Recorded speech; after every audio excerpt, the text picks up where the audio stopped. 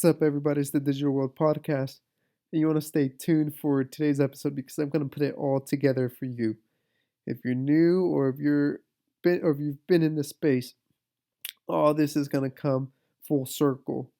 How Ripple's been working with central banks from the beginning, how Brad Garlinghouse's prediction of him not being surprised that banks would custody crypto, and some prices. We're going to talk about some prices and where we think it's all headed. So stay tuned because you're going to want to hear this. So first, I want to start with this video. And XRP attorney CEO posted it. And we know that Ripple has been working with regulators from the beginning. And he says that Ripple is like the contrarian of the crypto space. They said if we want to work, if we want to thrive, we want to work with people who are regulators in the first place. And the whole initial movement was Bitcoin, which is freedom from the system, right? So here I'm going to go ahead and play this video and let you take a listen. How does Ripple work with central banks? Let's take that one. It had 0 votes, but since Ross asked, I'm curious. How does Ripple work with central banks? So actually, Ripple, I think, has been a little bit of a contrarian in the crypto world because Ripple was very early to kind of say, look, if you want to enable these technologies, you have to work with government regulators, including central banks. I probably spend 20% of my time flying around the world, meeting with central banks, meeting with local regulatory agencies, in order to provide that clarity. When we sign up a bank, whether it's a bank in Kuwait, Abu Dhabi, Thailand, Philippines, they aren't going live until their regulator is saying, yes, either implicitly or explicitly getting approval to go live. And so that means that myself, as well as others on the Ripple team, are meeting with central banks to make sure they have clarity about how our technologies work.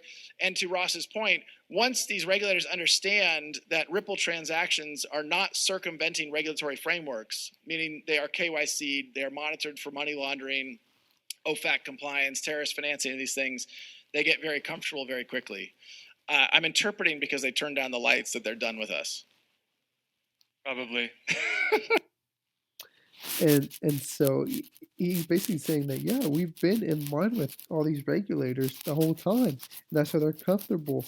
So they've done it from the beginning. And if you look, he looks super comfortable, like they're really good friends or something. This guy's from the IMF.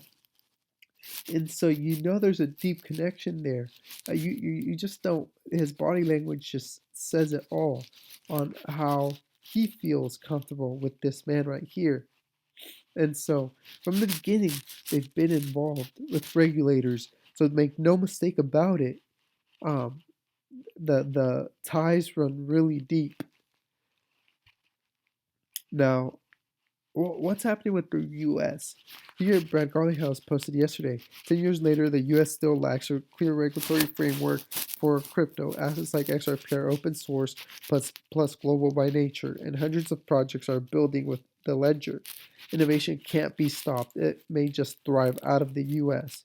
Okay, and here he talks about it. So let's go ahead and play this video.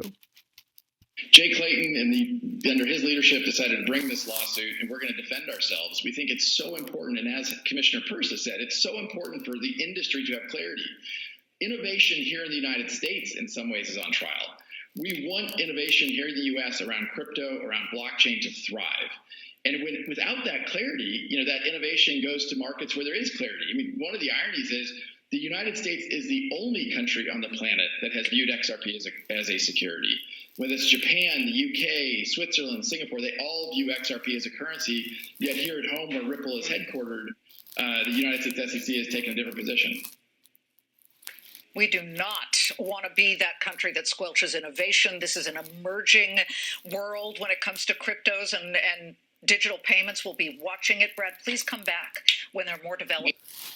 And so there you have it. So he's saying, right now, if you think about it, the only regulatory hurdle that that Ripple has with his native token XRP is the SEC. And Hester Peirce on CNBC, I believe, said that they're waiting.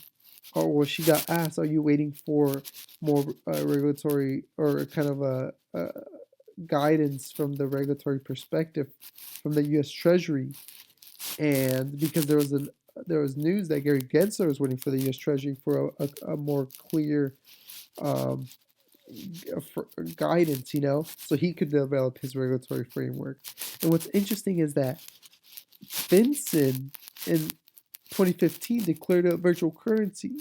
So if they're waiting for, some guidance from the U.S. Treasury, then and the U.S. Treasury or the FinCEN, a department from the U.S. Treasury, has declared a virtual currency in 2015, then what's this all about? So it's interesting, and it begs to see what happens. At this point, it's getting very interesting. Okay, and here is Adam Trademan telling you what they're waiting for. They say disruption really occurs when the old system becomes irrelevant. Not that it becomes improved, it becomes irrelevant, right? And that's like going from, CDs to MP3s and iPods and things of that sort, right? And I think those sort of paradigm shifts, unfortunately, we can learn from them when we talk about money and banking and finance, but we can't mirror that. And the reason is, like was just said, they have to coexist for some time because there's inertia in banking. There are bigger companies and governments even who have a lot to lose through this transformation. And it's not just about money, it's control and it's power, right? And so there's got to be sort of a more of a compromise, really, right? It can't be. And so, yeah, he says there's going to be a switch because the old system's irrelevant. There's friction. It's going to move to something new. And he ends on that point of, yeah, they want more control and power. This is something we discuss on this channel. It should not be anything new. We know that this innovation,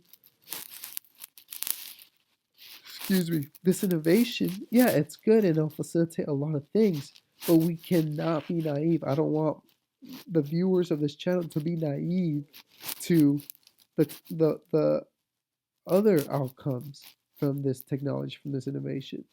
Okay, yeah, you're early to the party. It's gonna be a great investment, great opportunity, and I want everyone to participate. I want them to create life-changing amounts of money that can allow for you to do other things you haven't been able to do, or buy things you weren't able to buy, or maybe a home, a property, whatever it may be.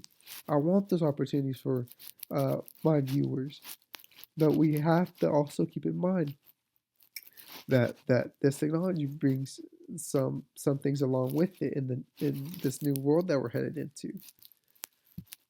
Now, this is a great point by Anders Lomberg. He said, or Anders L. He said, how much bullish news do we have today? A Ripple customer confirming Ripple having over 1,000 banks, financial institutions on RippleNet, Cardano, obviously, with its partnership, bond issued with Ethereum, JPM offering clients crypto services, and now we heard yesterday that the U.S. bank will offer crypto custody. Okay, that's huge, and I want to point your attention to this by Brad Garlinghouse. He said, I think one of the things, and this was in, I believe, 2019, if I'm not mistaken, I think one of the things that will surprise us a year from now is that banks will custody digital assets directly.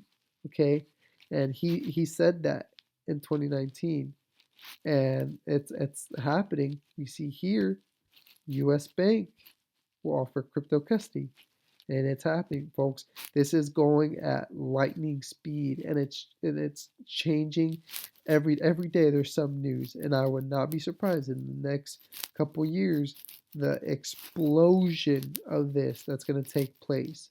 You just wait and see. It's happening so fast. Now, in other news, those inferior technologies that aren't up to date, that still have friction within their protocols, within their own blockchain, are going to fall behind. And in the words of Chris Larson, listen to what he has to say. About cryptos, but do you believe Bitcoin in its current form will be around a decade from now? I do, and I think they will make the switch. I think they'll have to make the switch because what's driving the energy usage is the investors, right? That drives more energy usage. And I think companies, individuals, are going to be under pressure. Like, well, don't do that, right? Why are you hurting the climate fight? About cryptos, but do you believe? And there you go. He says it's all about that energy usage. If you can't switch from what that proof of work you're on to something that's less energy, uh, or consumes less energy, you're gonna be outdated. You really are. And if you're not outregulated through like heavy taxation, people will just go off of your network because everything else that's being implemented is way more efficient, way more scalable, and just better technology overall. Now, this is an interesting thought experiment here where if XRP hit $1,000, I mean, right now it seems outrageous, like he says, like Jeannie says, but people also thought this in 2012 for Bitcoin, and I know David Schwartz made mention of this. He said, uh, eh, just as people thought Bitcoin would never reach, these high numbers, then this I think the same way of XRP is what something I'm paraphrasing them, but that's kind of on the lines of what he said. And the difference though between this is that Bitcoin is just off of spur of pure speculative value, and XRP has all the money built on it. So if Bitcoin can hit 60K, what can XRP do? If you're talking about all the money, okay? And I know that uh, one of the people from Ripple was talking about uh, if we can just replace the nostro vostro accounts, which stands at around 27 trillions, that's at least a base number of $270. $270 just alone in replacing the nostro vostro accounts. So think of what the entire financial system would do to it. Now, to end this, none other than the gentle soul Dan Pena with some very kind words to you. And I won't play all of it because it has a lot of words in here, but I'll play the beginning. And if you want, you can go look this up and watch it yourself. What are you going to tell your grandchildren? What are you going to tell your children 20, 25 years from now? What did you do, Grandpa? What did you do, Grandma, during the greatest transformation of motherfucking wealth in the history of the world? What did you do? Oh. What did you do? And he ends up finishing this video with some very kind words. So, but yeah, what did you do when the greatest transformation of wealth was happening? Did you just sit around and not do anything? So I encourage you to keep looking into the space, keep learning, and keep investing. And that's not financial advice, but you should definitely consider it. I hope this episode has brought you some value. Like and subscribe. Comment below. What are you doing during this greatest financial transfer of wealth? Because I know what I'm doing. This is the Digital World Podcast, and I'll see you in the next episode.